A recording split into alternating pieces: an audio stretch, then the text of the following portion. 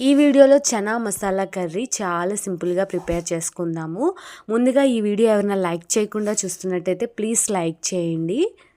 ముందుగా అయితే Kabuli శనగల్ని over night నానబెట్టేసుకొని 6-7 whistles పెట్టేసుకోండి కుక్కర్లో. అయితే ఇప్పుడు ఒక బాండీ పెట్టుకొని ఆయిల్ పోసుకొని ఉల్లిపాయలు అలానే టమాటాలు వేసుకొని ఫ్రై చేసుకోండి. ఈ కొంచెం ఫ్రై అయిన తర్వాత పుచ్చపప్పు కూడా వేసుకొని కొద్దిగా ఫ్రై చేసుకోండి. అలానే జీడిపప్పు కూడా వేసి ఫ్రై చేసి మిక్సీ జార్లోకి వేసుకొని ఇలా మెత్తగా మిక్సీ పట్టేయండి.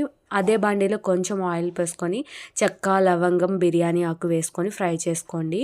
ఇప్పుడు ముందుగా మనం మసాలా అయితే పట్టేసుకున్నాం కదా, ఆ మసాలా గ్రేవీ కూడా వేసుకొని ఫ్రై చేసుకోవాలి. దీంట్లో కొంచెం అల్లం వెల్లుల్లి పేస్ట్, పసుపు, ఉప్పు, కారం, గరం మసాలా, ధనియాల పొడి కూడా వేసుకొని ఇలా చిక్కబడేంత వరకు దగ్గరకు వచ్చేసేంత వరకు కూడా వేపుకోవాలన్నమాట. అప్పుడే పచ్చివాసన మొత్తం పోయిద్ది.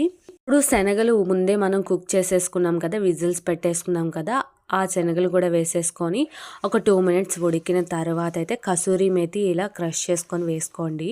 దీని అరోమా అయితే చాలా చాలా బాగుంటుంది. ఇంకా లాస్ట్లో చిక్కటి పాలు అయితే వేసుకోండి, రిచ్నెస్ కోసం అనమాట. ఈ టేస్ట్ చాలా బాగుంటుంది. అలానే ఫైనల్గా కొత్తిమీర వేసుకొని షర్ట్ చేసుకుంటామే అనమాట. చాలా టేస్టీగా ఉంటుంది చనా మసాలా కర్రీ. ఇలా ఎప్పుడైనా ఒకసారి ట్రై చేయండి కాబూలీ శనగలతో.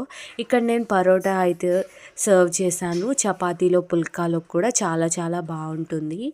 ఇప్పుడు ఆలు కుర్మాలు అలా కాకుండా ఇట్లా డిఫరెంట్గా ఇలా కాబూలీ శనగలతో కూడా ట్రై చేయండి. టేస్ట్ అయితే చాలా చాలా బాగా వస్తుంది. ఈ వీడియో నచ్చితే లైక్ చేయండి. మన ఛానల్ని అందరూ కూడా సబ్స్క్రైబ్ చేసేసుకోండి. Thank you.